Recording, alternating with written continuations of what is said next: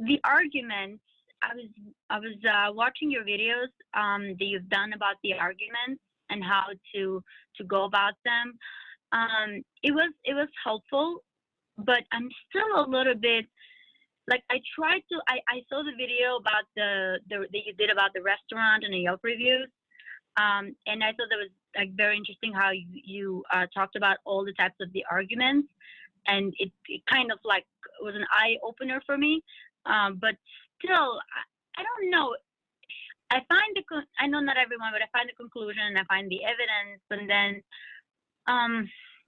like specific ones like necessary assumption, I have a hard time finding the answer, and sufficient assumption, I kind of mix them up. And the negation test is not my specialty. I don't know why.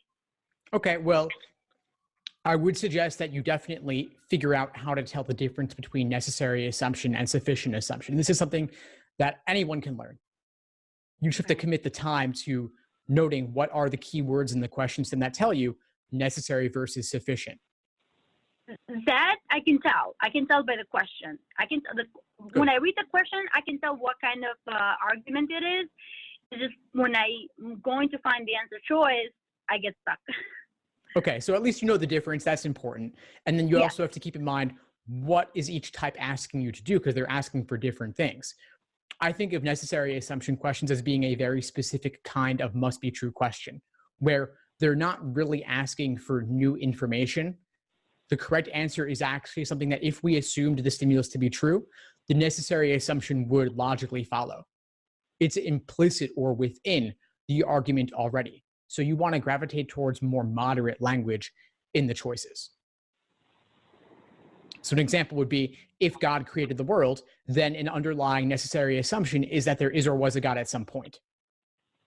That would not be new information. That would be something that you could actually infer if you took the initial statement to be true.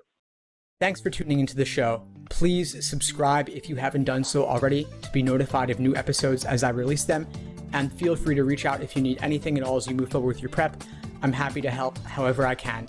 In the meantime, I'll wish you all the best and take care.